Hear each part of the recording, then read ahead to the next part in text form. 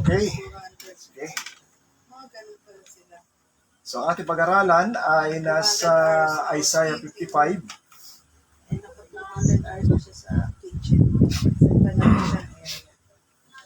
So, tayo ay nag-aaral sa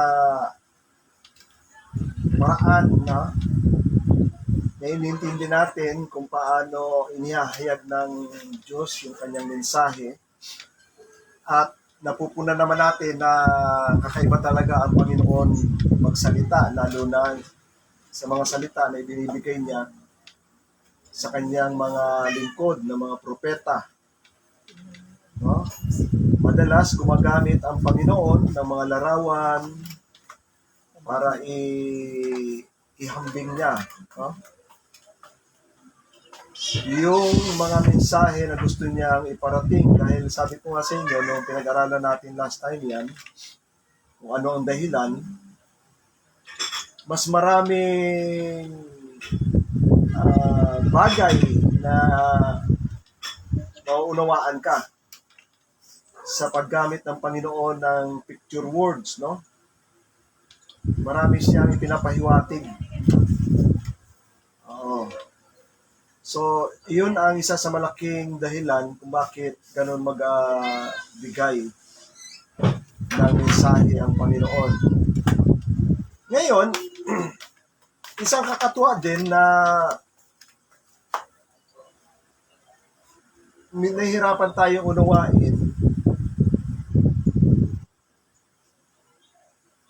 yung paggamit pa rin ng salita ng Panginoon na hindi natin makita yung application sa literal. Kaya pala ganun ay pag nagsalita ang Panginoon, doble pala yon, no? Naunawaan natin. Ewan ko lang kung mag-agree kayo sa akin. Doble pala ang pananaw na dapat nating itingin, no? Katulad ng ating mata, na-realize ko na bakit tayo binigyan ng dalawang mata. Oo, kasi may dalawang paningin na pinapakita ang Panginoon. Isang paningin literal at isang paningin sa spiritual. Oo, spiritual. Oo. At yan sa Panginoon, magkasabay yun. Magkasabayan, no? Ngayon, maunawaan ninyo kung ano yung ibig kong sabihin. Dito sa may Isaiah, buksan niyo yung mga Bible sa Isaiah. Nakikita ninyo, may salita ang Panginoon dyan na nag-i-invite siya. Kaya matutuwa kayo kasi kakaiba. Yung sinasabi ko sa inyo, yung salita niya, hindi mo may apply sa literal. Sabi niya riyan, come, halika. Everyone who thirsts, ang bawat isa na nauuhaw. Come to the waters. Lumapit kayo sa tubig. And he who has no money,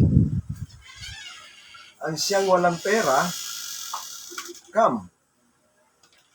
Buy and eat. Bumili at kumain. Yan ay sa ESV, no? Come, buy wine and milk without money and without price. Sa verse 2 nakalagay, why do you spend your money for that which is not bread, and your labor for that which does not satisfy? Listen diligently to me, and eat what is good, and delight yourselves in rich food. Incline your ear, and come to me. Hear, that your soul may live.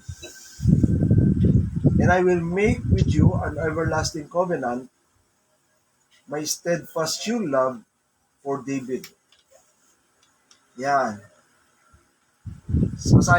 Basahin ko rin sa Tagalog, no? Sabi niya rito, sa ang Biblia, lahat na nangauuhaw, magsiparito kayo sa tubig. At siyang walang salapi, magsiparito kayo'y magsibili at magsikain. Oo, kayo'y magsiparito, kayo'y magsibili ng alak at gatas ng walang salapi at walang bayad. Ano kayo'y gumagastos o nanggugugol ng salapi sa hindi pagkain? At ang inyong gawa o pagpapagal sa mga hindi nakabubusog. Inyong pakinggan ako at magsikain kayo ng mabuti at mga lugod kayo sa katabaan, no? Yung richness. Inyong ikiling ang inyong mga tenga at magsiparito kayo sa akin. Kayo'y magsipakinig. At ang inyong kaluluwa ay mabubuhay at ako'y makikipagtipan sa inyo ng walang hanggan sa makatuwid bagay ang tunay na mga kaawaan ni David. Napakaraming salita, no? Malalim talaga. Pero kung maunawaan ninyo yung way ng Panginoon, kahit sa lumang tipan,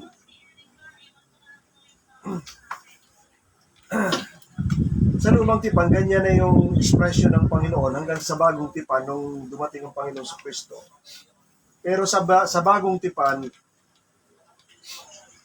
doon binibigyan lalo ng Panginoon ng liwanag. Kasi yung ginagawa ng Panginoon sa lumang tipan, sabi nga ni Apostol Pablo, iyon ay anino, no? Ng realidad. Ang realidad ay si Jesucristo. So, bigyan ko kayo ng sample. Ano yung aral na ibinibigay ng Panginoon doon sa disyerto nung dinala ng Panginoon yung mga Israelita at dinaan sa disyerto? Nung naghihingi sila ng pagkain, di ba? At binigyan sila ng mana. So naghihingi sila ng tubig. So binigyan sila ng tubig doon sa bato.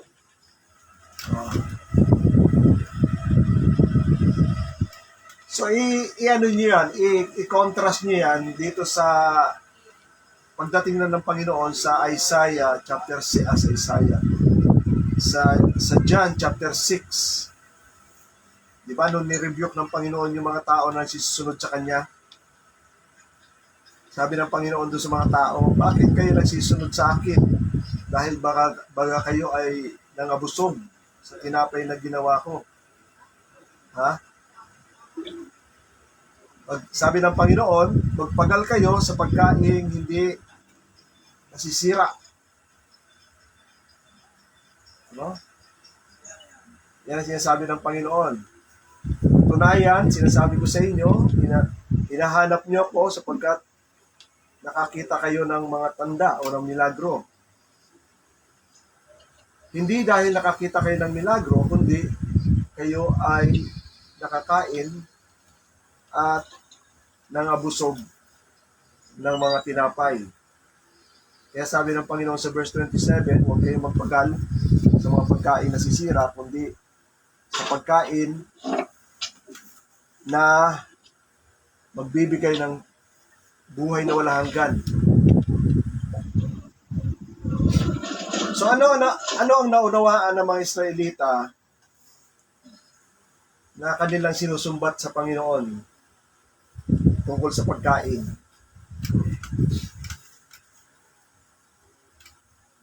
Sa verse 31. Sa verse 31.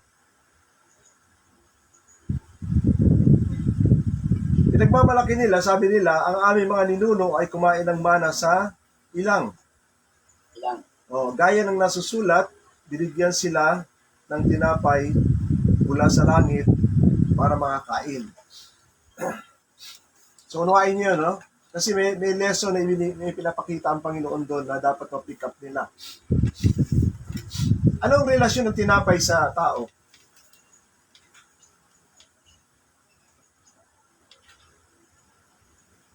Lalo na kayo ay nasa ilang. Pagkain ng katawan, pagkain ng tao. Pagkain.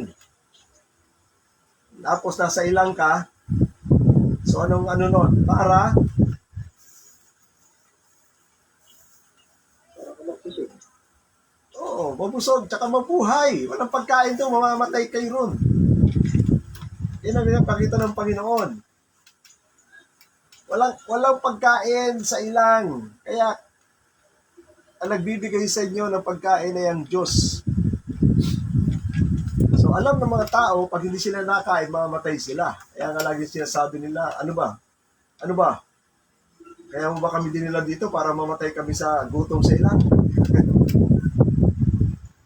So, talagang pinaparanas ng Panginoon yon para maunawaan nila ang kahalagahan ng tinapay.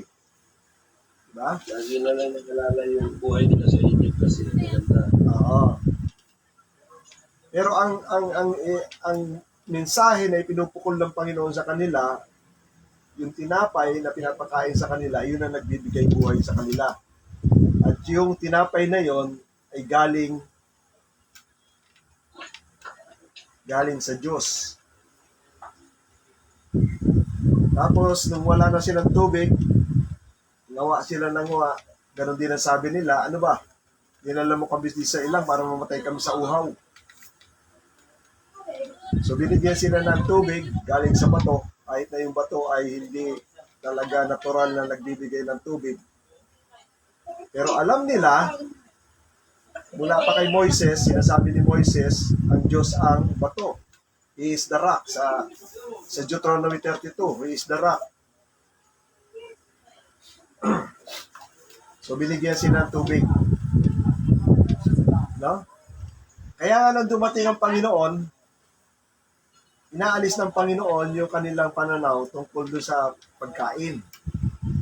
Nang ini-introduce niya na yung bagong pagkain. Na ang mensahe ay pagkain na magbibigay buhay. Ang walang hanggan. Tama yung kanilang pangunawa na yung pagkain na binibigay sa ilang, nagbibigay buhay sa kanila. Pag hindi sila nakakain, mamamatay talaga sila sa ilang. Pero merong ini-introduce ang Panginoon na pagkain. Diba? So yun ang dapat ma-pick up nila, yun ang dapat maunawaan nila. Kaya sinabi ng Panginoon, katotohanan sinasabi ko sa inyo sa verse 32, hindi si Moises ang nagbigay sa inyo ng pagkain. Mula sa langit. Oo. Hindi si Moises. Wala namang magawa si Moises kundi ang aking Ama,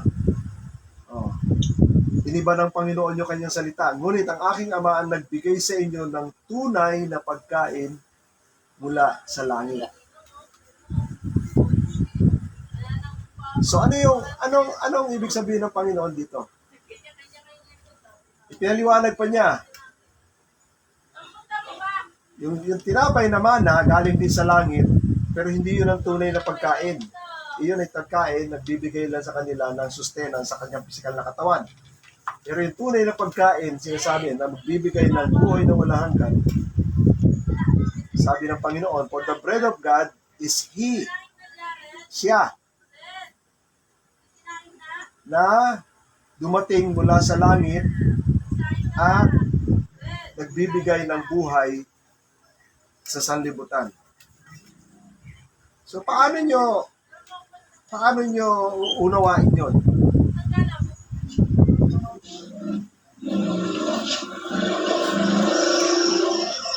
Paano nyo unawain yun?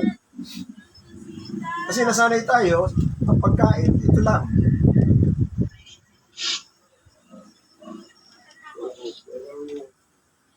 Pero nagsasabi ang Panginoon ng ibang pagkain na kailangan din tanggapin. Hindi, ano naman daw sa pagkain ng bubuhay ang tao, di ba sabi ng Diyos? Yan. Kaya nga, balik tayo rin sa Matthew chapter 4. Sinabi rin ng Panginoon yan, man does not live by bread alone, but by every word that comes from the mouth of God. So kung nakakapture nyo na yung idea doon, no?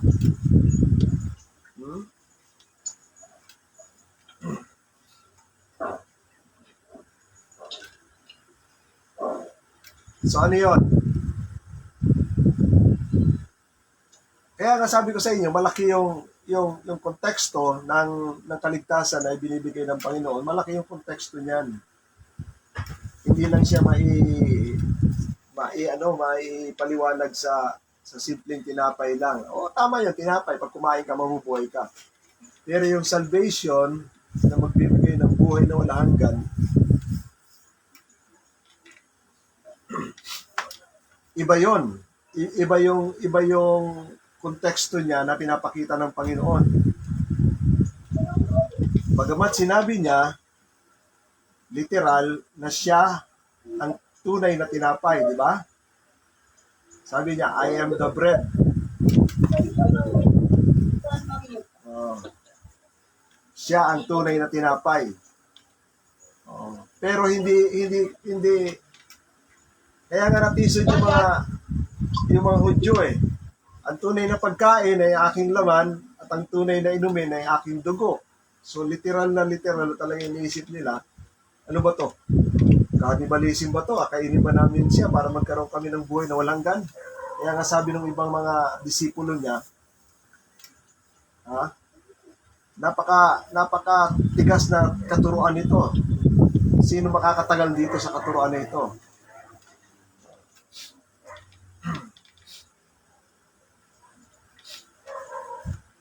Pero sinabi ng Panginoon yun, siya ang tinapay na magbibigay buhay. Kaya lang, ang isip ng mga Hudyo, physical. Physical nga. Hindi lang gagawin. Oo.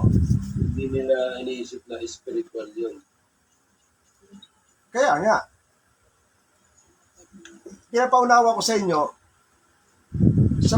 sa paanong paraan makakapagbigay buhay yung sinasabi ng Panginoon. Paano niya ibibigay yung tinapay na yon? Kaya maunawaan natin siya sa kanyang ipinapahiwatig, sa kanyang ipinaparating na mensahe. Naintindihan nyo na yan, kaya lang iba lang yung konsepto na umikot sa utak nyo eh. So paano makapagbigay buhay yung tinapay na yon? Na ibinigay ng Diyos galing sa langit. Alam niyo na yung konsepto na yon, di ba?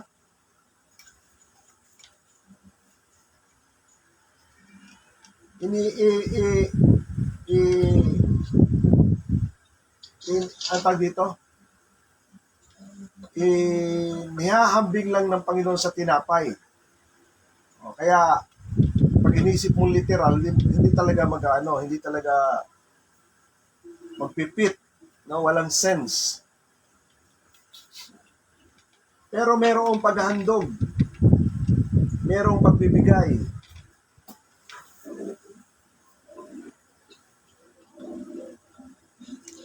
Sa kakaibang paraan. Di ba? Tandaan ninyo yung salita.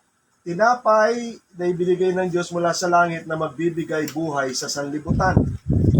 Oh. Paano nagbigay buhay ang tinapay na yon na pinadala ng Diyos Ama sa sanlibutan?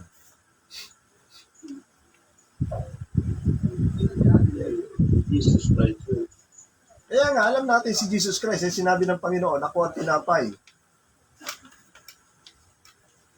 Yung salita, ibinigay upang magbigay buhay sa sanlibutan. So, kailan nakapagbigay buhay si Yeso Kristo? Kapag nanampalataya. Kapag nanampalataya ka sa Kanya, Bago pa yon, bago pa. Tumanggap ng salita. Bago pa. Ano ba yan? sumunod ka sa Kanya. Hindi, bago pa yon. Yun na yung pinaka parang biyaya niya, no? Pero bago pa yon. Pag nakilala mo siya, Nakinig. Lampas na kayo eh. Di ba nung namatay? Yung namatay siya. Yun na yun.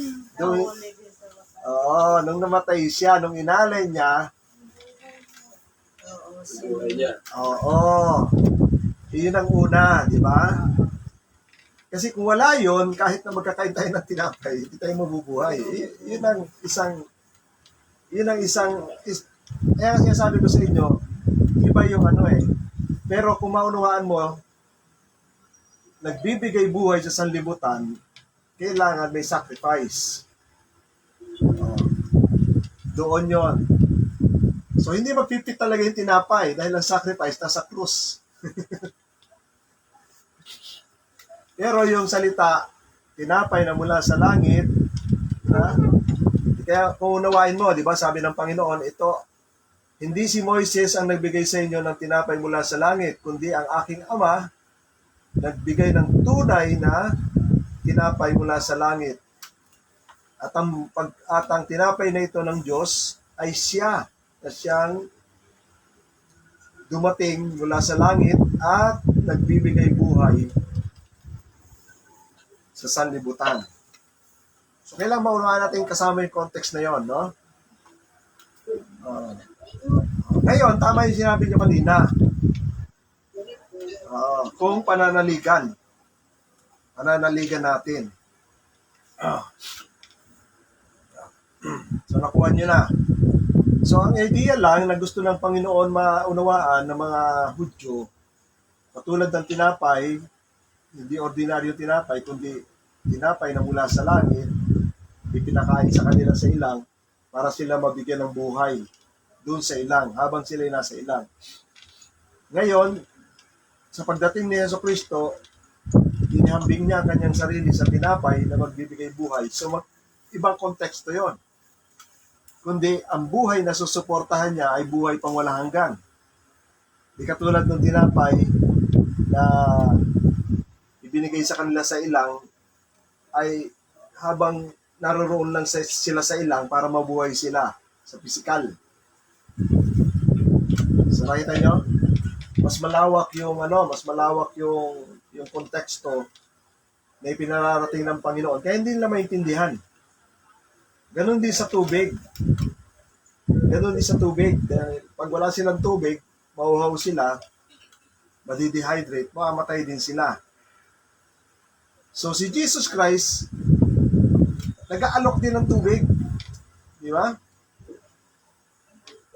Pero, sabi ko sa inyo, lagi ko sinasabi, wala naman siyang dalang timba.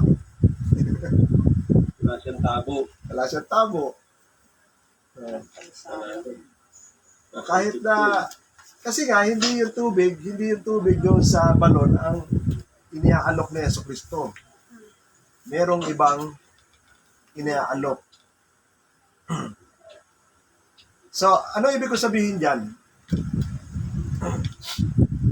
Kasi yung kalakalan o yung workout sa physical, tama yun, iniinom natin, no? Iniinom natin at kinakain natin para mabuhay tayo. Pero yung sinasabi ng Panginoon, ito ay kalakalan o pangyayari na nangyayari sa espiritu.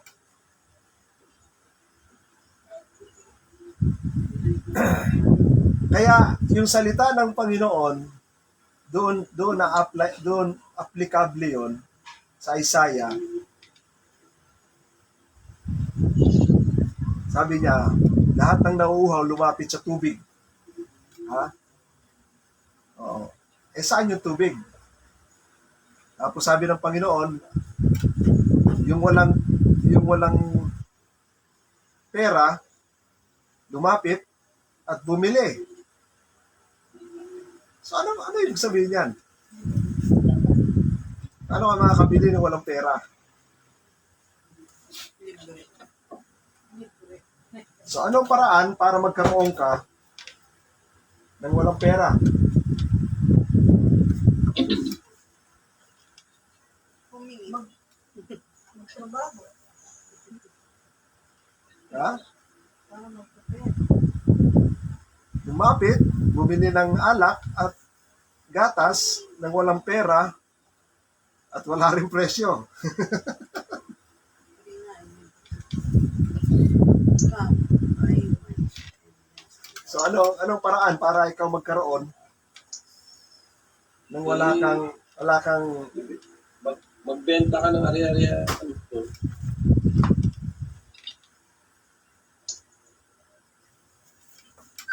kaya nga hindi natin naunawaan eh.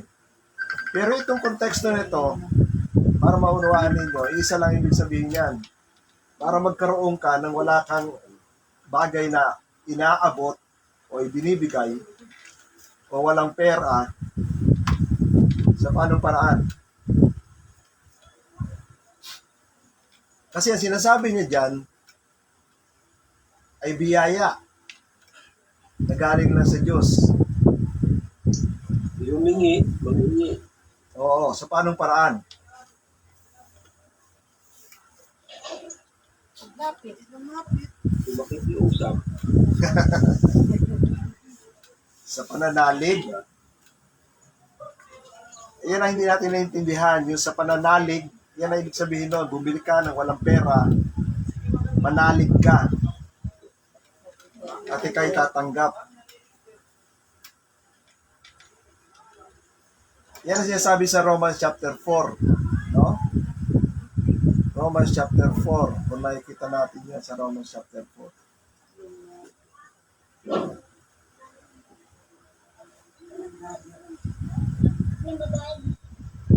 Ano sabi sa Romans chapter 4? Verse 16.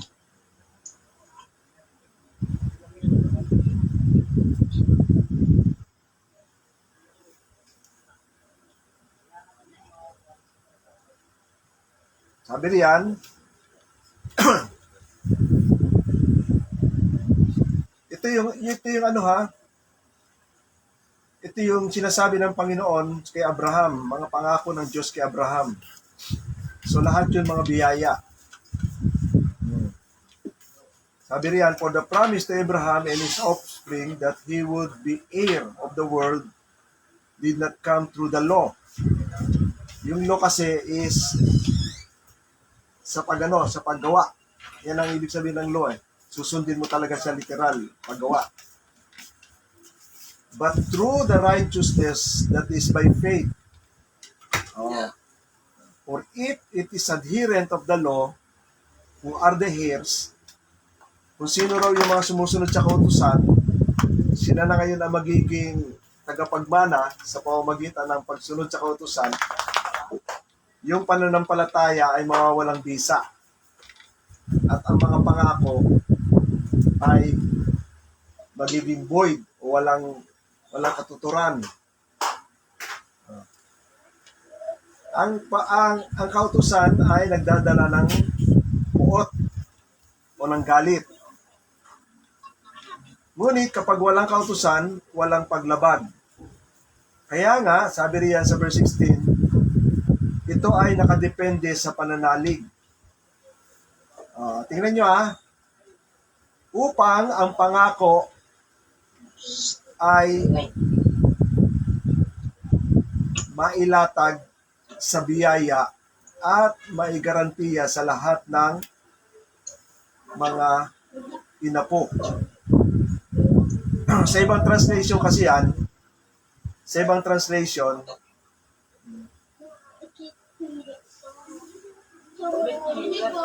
Sa ERB nakalagay, so the people get what God promised by having faith. This happened so that the promise can be a free gift.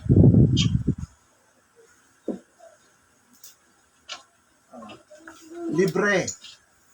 Tinatanggap mo ng libre.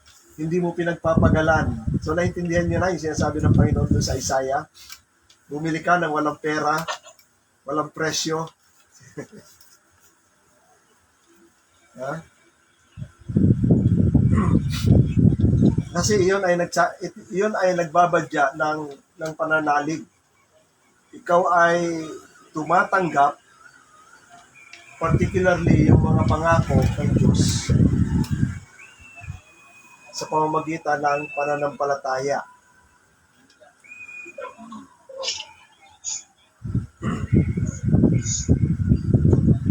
Sa ibang translation kasi, ano nakalagay dyan eh?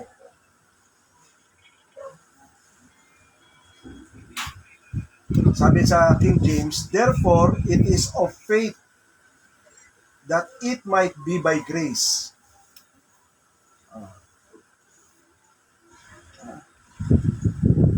Kasi yung grace, sabi ko nga sa inyo, matagal na natin pinapaliwanag yon, yung biyaya, hindi pinagpapagalan.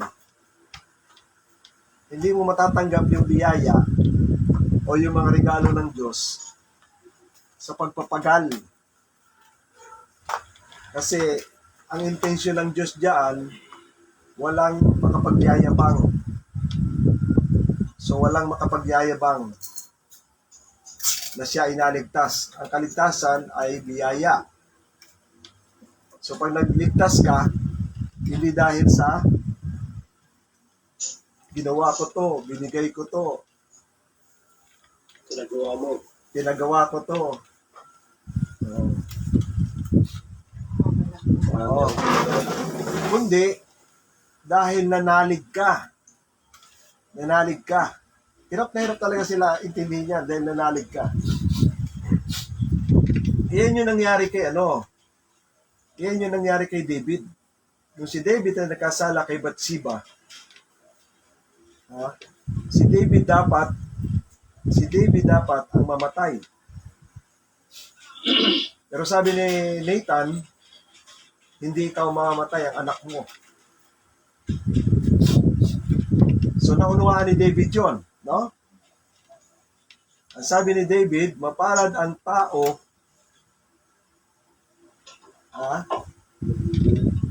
na hindi sinisingil ang kanyang kasalanan. Oo. Hindi ini-account yung kasalanan laban sa kanya. So naintindihan niyo yan? Yun ang grace.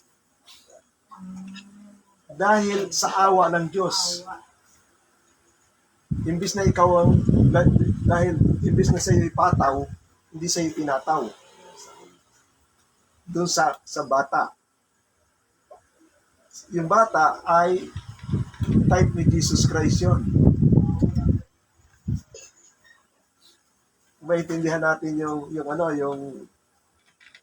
pahiwatig doon. So yan ang sinasabi natin, no? Yung lagi kong sinasabi sa inyo, yung kalakihan ng konteksto ng salvation, hindi siya maipapaliwanag na sa isang maikling paliwanag para maunawaan natin kung gaano kalaki ang sakop ng paliwanag sa kaligtasan na ibinigay sa atin ng Panginoon. So balik tayo doon sa Isaiah. Ngayon, sa pananampalataya, ito hindi natin maintindihan eh. Sa pananampalataya, sa paningin natin, sa pananampalataya, pero sa Diyos, sa mata niya, ito yung kumakain. Hindi natin naiintindihan. Ito yung umiinom. Diba? Yung sabi John chapter 17 na sinasabi ng Panginoon, John chapter 7, yung sa piyesta. na sinasabi ng Panginoon doon, ang sino mang nauuhaw, John 7:37 hanggang 39. Sa huling araw ng dakilang kapistahan, tumayo si Jesucristo at sumigaw, ang sino mang nauuhaw, lumapit sa akin. Naalala niyo na to? Ito yung nasa Isaiah. At uminom. So anong iinumin? Wala mang iinumin. Pero hindi natin naintindihan ang pinapainom ng Panginoon ay yung kanyang salita. Balik tayo doon sa Isaiah.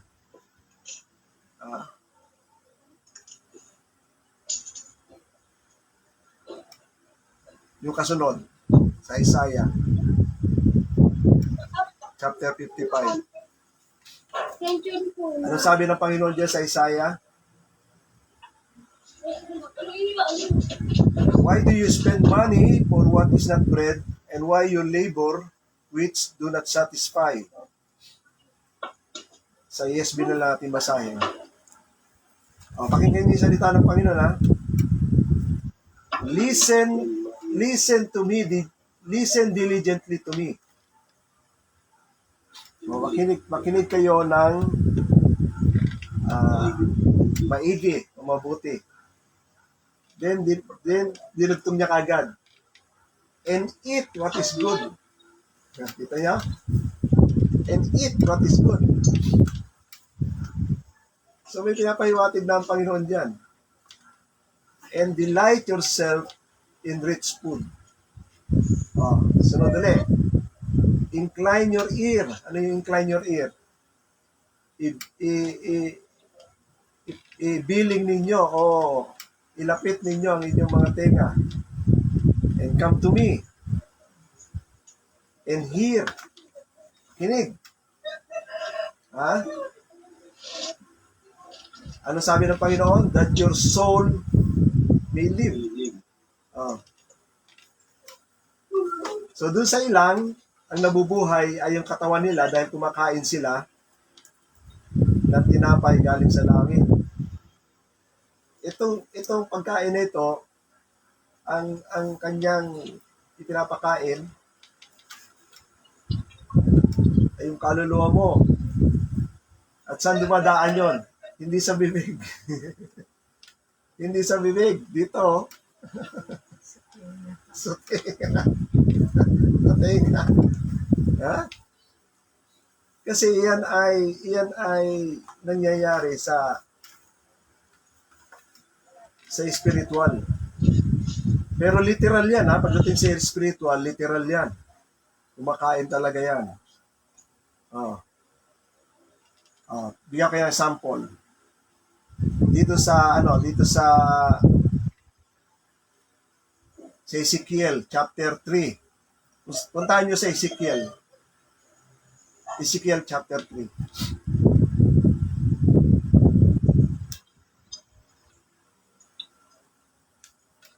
Nung tinawag ng Panginoon si Ezekiel, may pinapagawa kay Ezekiel.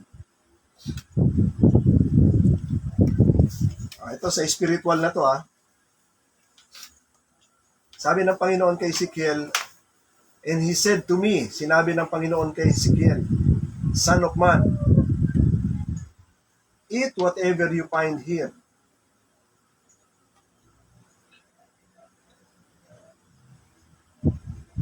Sa ano muna? Sa verse chapter 2. Sa huling part ng chapter 2 muna tayo. Nung inutusan ng Panginoon si Ezekiel na magsalita sa mga Israelita, mag-prophesy siya, sabi ng Panginoon sa kanya, kahit na yung mga tao hindi makinig sa iyo, magsalita ka pa rin sapagkat matitigas na talaga ang ulo nila. Pero magsalita ka pa rin sa kanila. Sapagkat hindi sila makikinig sapagkat matigas na talaga ang ulo nila. Pero magsalita ka pa rin sa kanila.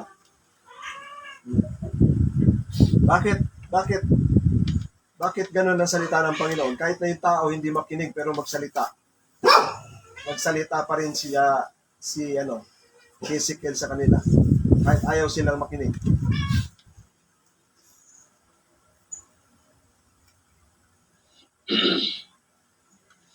Malaman nila. Para malaman nila. Malaman nila ano. Ano sinasabi ng Diyos? Yan, para malaman nila kung ano sinasabi ng Diyos at saka para malaman nila ang Diyos na nagsasalita sa kanila. Naintindihan niyo yan? Di ba yung pinapaunawa ko sa inyong judgment? Kung hindi ako nagsalita sa kanila, hindi sana sila guilty. Sa John chapter 15. Yan, magsalita na ako sa kanila, wala na sila may dadahilan. Ayaw nila makinig. Pangalawa, kung hindi ko ginawa ang mga himala na walang ibang makagagawa, kundi ako lang, sabi ng Panginoon, wala na silang may dadahilan. So, dalawa yan, no? Dalawa yan. Sa New Testament, tatlo. Presensya niya at yung salita niya at saka yung milagro niya. Tatlo yan. Pero dito, dalawa lang dahil ang propeta nagsasalita. Pero gumagawa pa rin ng milagro ang Diyos sa mga tao. So sabi ng Panginoon sa kanya, Son of man, hear what I say to you. Be not rebellious like the rebellious house. Open your mouth and eat. Sabi ng Panginoon, open your mouth and eat what I give you. And when I look, sabi ni Isaiah, ay ni Ezekiel, a hand, isang kamay daw, na iniunat sa kanya. At merong scroll. Merong scroll. Ano yung scroll? Yung nakabilot na papel na may sulat. Ha? And he spread it to me. Inilatag. And it had a writing in front and on the back. And there were written on it words of lamentation, mourning and woe. Sa verse chapter 3, and he said to me, Son of man, eat whatever you find here. Eat this scroll. And go and speak to the house of Israel. So I opened my mouth, and he gave me this scroll to eat. And he said to me, Son of man, feed your belly with this scroll that I will give you and fill your stomach with it. Then I ate it, and it was in my mouth as sweet as honey. Sa nakita nyo? Kalinaga. Hindi talinghaga yan. Literal yan. Iyan ay nangyayari sa Espiritu. Talagang pinapakain ng Panginoon yung salita niya. Kita nyo? Makikita nyo rin yan sa Revelation kay John the Beloved. Revelation chapter 10 ata. Revelation chapter 10.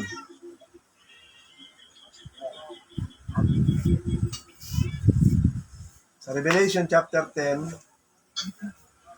nung tinawag uli si John the Beloved,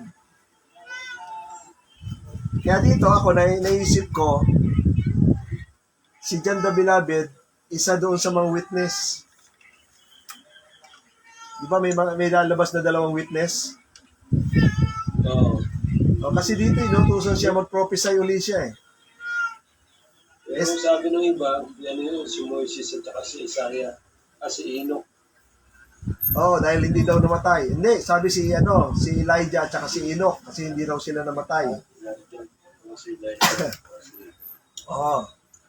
Pero dito, saan sa Book of Revelation na magpo-prophesy uli siya? Ito, inutusan siya eh. So, ano sabi rito? Sa kay John the Beloved, then the voice that I had heard from heaven spoke to me again. Sabi niya, go and take the scroll that is open in the hand of the angel who is standing on the sea and on the land. So may anghel daw na malaki na nakatayo sa tubig, sa dagat at saka sa lupa. May hawak siyang scroll. So lumapit si John the Beloved dun sa anghel at sinabi niya na ibigay mo sa akin yung scroll na nasa kamay mo. At sinabi ng anghel, kunin mo at kainin mo. At sa iyong stomach, ito ay magiging mapait. Pero sa iyong bibig, ito ay matamis na parang honey. So kinuha niya raw yung little scroll na yon sa kamay ng anghel at kinain niya. At ito nga talaga ay napakatamis sa kanyang bibig. Pero nung dumating na sa kanyang tiyan, iyon ay mapait. Kasi iyon ay iyon ay prophecy ng mga ano tawag dito? Kapahamakan para dun sa mga tao na sasabihan niya. So ipinapakita lang ng Panginoon yon na isang mapait. So ipararanas niya yung kapaitan na yon doon sa lahat ng sasabihan niya. Sabi niya rito, sa mga tao, prophesy about many people, nation, and language, and king. So sinasabi ko lang dito, sa spiritual, sa espiritu, talagang kinakain. Na hindi natin naiintindihan. Pero yung kinakain, salita. Hindi natin yung salita. At yung ipinapainom, yun pa rin yung salita. Ngayon, so paanong paraan natin nakakain o iniinom yung mga salita na binibigay ng Diyos sa atin?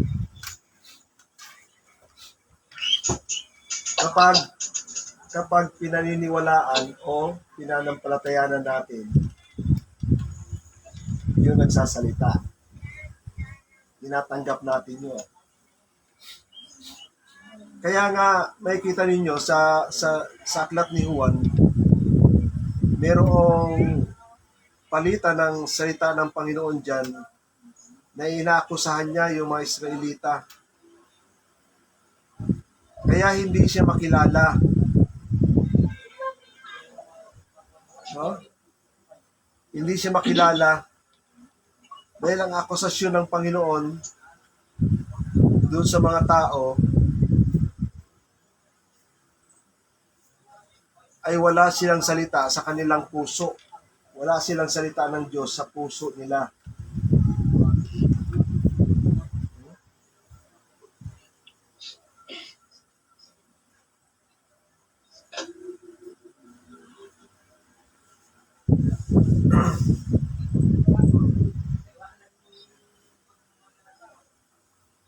Sa chapter 5 ata yan.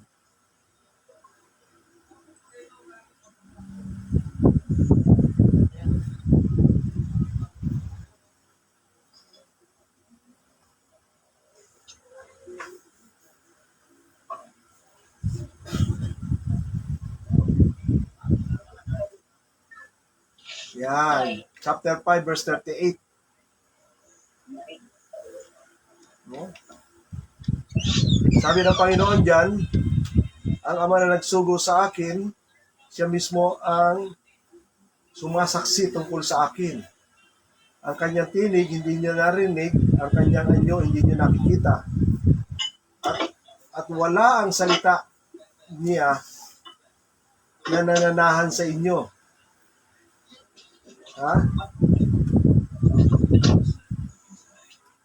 For you do not believe, yun yung salita ng Panginoon, ha? And you do not have His word abiding in you. For you do not believe the one He has sent. Nakita niyo yung ugnayan?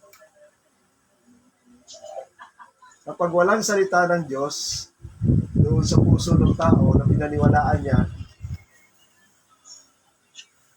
hindi niya makikilala kung sinugo ng Diyos. Kasi sinasabi ko nga sa inyo na hindi niyo na naiintindihan. Di ba kinakanta natin, Thy word is a light unto my feet and a lamp unto my path. Ano yung light? Ilaw. Liwanag. Pero anong pahiwatig niyan, yung light? Salita niya. Understanding. Di ba sinasabi ninyo? Di ba sinasabi ninyo? Ha? Naliwanagan ka na ba? Di ba sinasabi niyan? Ibig sabihin, nakaunawa.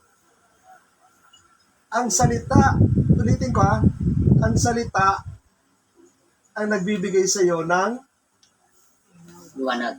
liwanag o unawa. Kaso inaakusahan ng Panginoon yung mga tao. Walang salita ng Diyos na nanatili sa kanilang puso. So, paano nila makikilala si Jesucristo?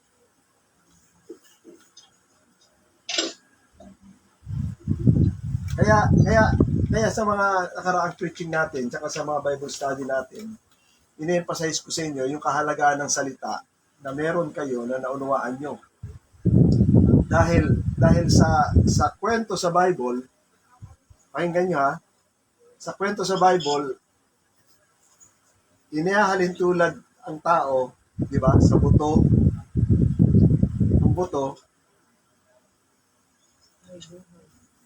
Ang buto ay salita ng Diyos. Di ba? So yung mga tao ay inihahalin tulad sa buto rin. Dahil yung buto ay mayroong buhay. Binhi. Tapos yung walang salita, inihahalin tulad sila sa ipa, inihahalin tulad sila sa dayami. Tingnan nyo ang ipinapahiwatig ng sa natural na kalagayan, paano pinaghihiwalay yung buto sa mga ipa at saka sa mga dayami.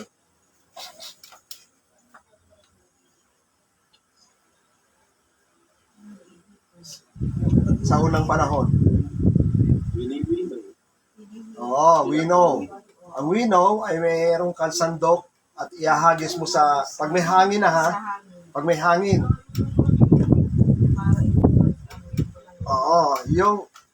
Ang katangian ng buto, mabigat. Mabagsak din siya. May laman. Yung ipa at saka yung mga dayami, walang laman, ililipad. Sabi ko, lumalid. So alam nyo na yung destino ng mga ipa at saka yung mga dayami. Ipinanggagatong yun, di ba? Yung sunog. Pataba. So ganyan din ang tao. Mabigat ang tao kapag mayroong siyang salita na buhay sa kanya. Ha? At ang paraan ng Panginoon, isa sa paraan ng Panginoon para ihiwalay yung tao na mayroong buto o salita ng Diyos doon sa mga tao na walang salita ng Diyos.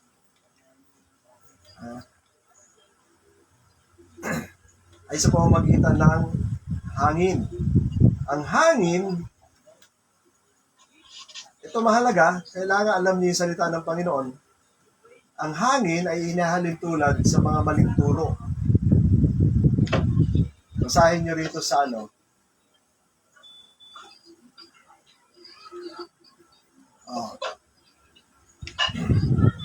Sa Jeremiah, tingnan niyo sa Jeremiah muna, yung pagkakaiba ng ng trigo at saka ng dayami. Sabi ng Panginoon diyan, Hayaan niyo ang mga propeta na magsalita ng kanilang panaginip. Hayaan niyo ang mga propeta na may panaginip, sabihin yung kanilang panaginip. Ngunit, yung tao na may salita ko, sabihin niya ang aking salita ng buong katapatan. Ngayon, inihambing ng Panginoon yan sa sabi niya, ano ba ang pagkakaparehas ng dayami sa trigo? What has a straw in common with wheat? Naintindihan niyo? So, naintindihan niyo na ngayon. Anong pagkakaiba ng buto sa ipa? Yung buto may mabigat. Yung ipa walang laman. Madali siyang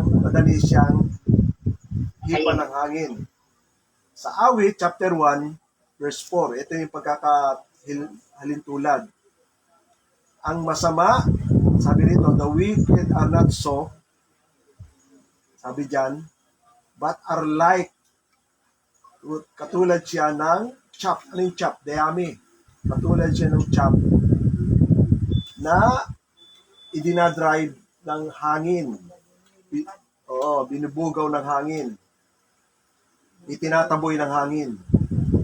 Yan. Kita nyo? Sa Jeremiah chapter 13 verse 23, sabi rito,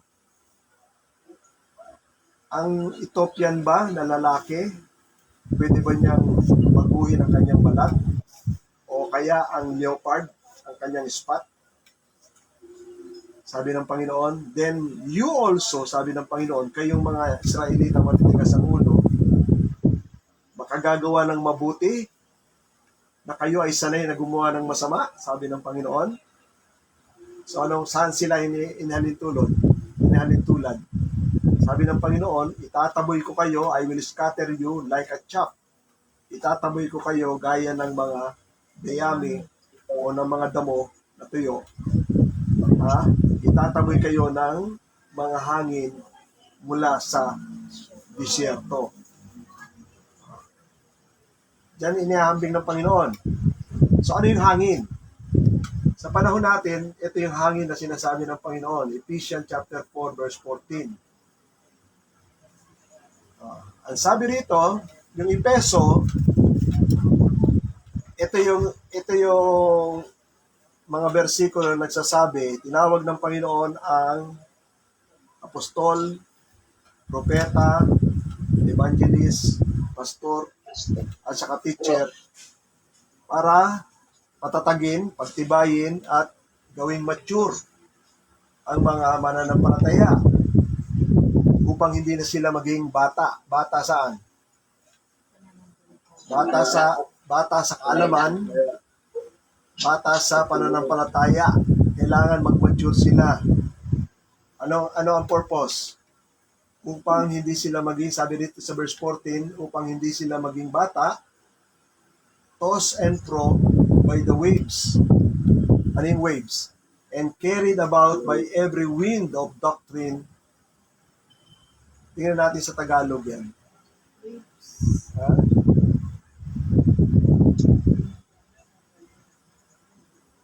Anong sabi dyan? Upang tayo, sabi dyan sa verse, Ephesians chapter 4 verse 14. Upang tayo, huwag nang maging mga bata pa na napapahapay. Ano yung napapahapay? Nadadala.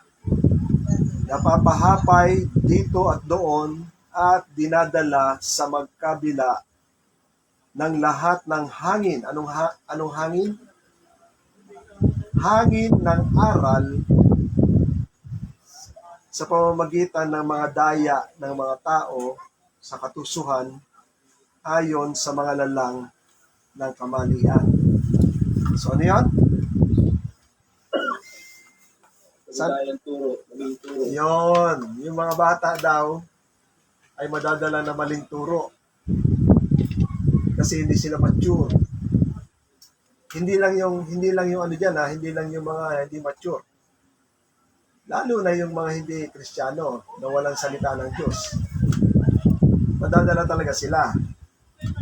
Kasi wala silang aral ng Diyos. So yung totoo sa kanila, hindi yung salita ng Panginoon. Yung mga Kristiyano at yung mga tunay na mga mananampalataya, mabigat yon, matatag yon. Kahit na anong sabihin nila ng mga aral, mga turo, hindi siya natitinag kasi alam niya yung katotohanan, alam niya kung sino yung tunay na Diyos, alam niya kung ano ang daan ng kaligtasan. Yan ang kahalagahan ng may salita at naunawaan niya yung aral ng mga salita. So yan ang isa sa paraan na sinasabi ko sa inyo para maunawaan yung way ng salvation, yung konteksto ng salvation. Napakalaki kasi niya eh. So isang paraan, iminawangis ng Diyos sa kwento tungkol sa mga bagay-bagay. Pero doon natin maunawaan sa pahiwatig yung mga pagkakaiba. Kaya nagbibigay linaw. Kaya ang Panginoon, ganyan din magkwento. Mga damo, buto, dayami, hangin. Ha? Oo. Kasi mas marami siyang bagay na ipinapahiwatig, mas marami siyang bagay na itinuturo kaysa sa salita. At kitang-kita mo kagad yung nangyayari. Di ba? Pag tinignan mo sa tao yan, parang hindi mo kagad madaling makita eh. Pero pag inihambing ng Panginoon sa isang bagay na may buto, sa isang bagay na walang buto, kilala mo na kagad. Madaling hipan o itaboy yung iba na walang buto. Tao yan. Yan ay tao na walang salita ng Diyos. Madali siyang mahila ng hangin ng maling mga katuruan.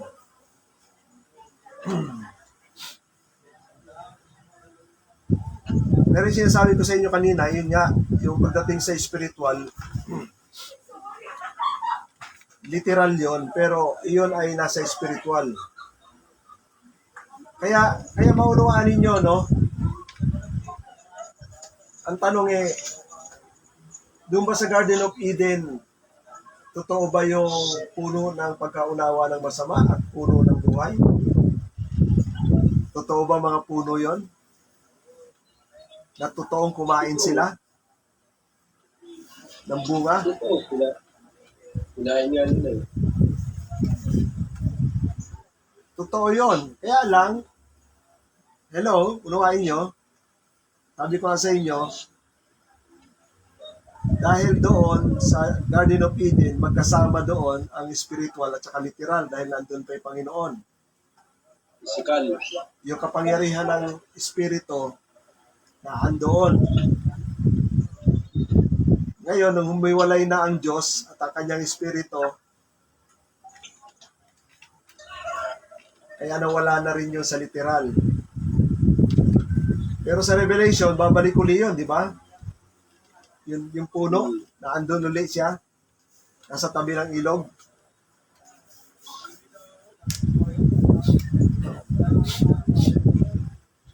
So yan ang hindi natin maintindihan sa kapangyarihan ng Espiritu ng Diyos. Ay yung bagay na spiritual nagiging literal. Di ba? Yung mga anghel, litaw, nahahawakan mo. Pero mamaya parang apoy na lang sila. Nawawala.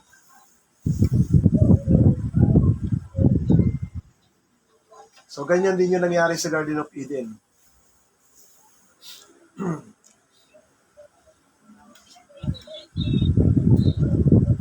Okay, may tanong o may dagdag sa ating pinag-aralan?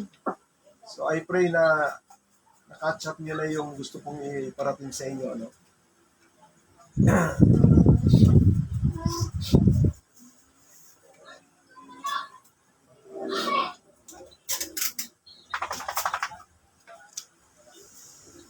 Kaya maunawaan natin yung style ng Bible, yung style ng Panginoon sa pagsasalita.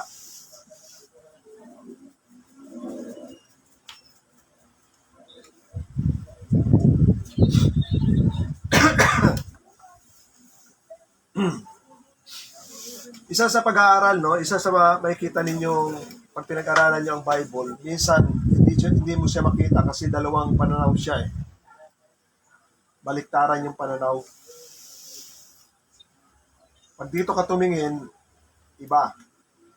Pero pag kinuha mo naman yung kabilang pananaw, papunta doon sa sinasabi, doon mo siya maintindihan.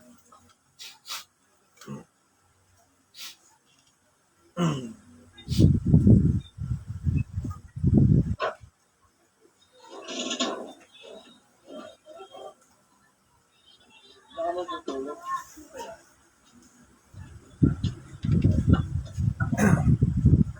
Merna, bukas si ano ha? Merna, Bato. si Bato na. Si Bato, bukas. Wala nang pass. Lampas.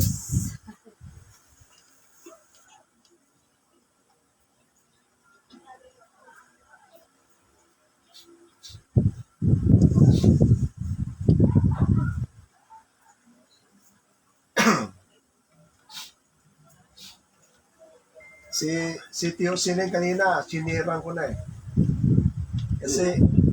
Kasi yung profile niya, Virgin Mary pa yung nakalagay doon eh. Nakita mo yung profile niya, Virgin Mary. Hindi ko binubuksan yung profile niya. Hindi po Titignan ko binago. kung nakita ko. Kaya pinapadalan ko siya ng ano, yung mga pinapadala ko sa inyong mga salita na may nagpapaliwanag. Tungkol kay Mary, tungkol sa Papa. Puro send ko sa kanya. Oo, tama yun. Tandalas din yun. Oo. Interesado naman siya. Interesado. Tuwa siya. Sabi niya, buti, nasama kayo dyan para nalayo kayo sa mga bisyo. Sabi niya gano'n.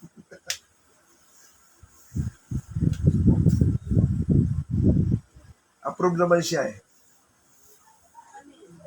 Maganda. Tinatanggap niya. Hinahanap ka nga. Hinahanap na kinukumusta ka. Sabi ko, hindi na kayo magkasama. Nasa Fairview sila. Yung sa nilalagay ko sa Tawagan mo siya. Madali lang siya makontak. Sasagot ka agad yun kasi wala namang ginagawa yun eh. Ano nga naman yan? Magkwentuhan kayo. Makwento rin si Tio eh.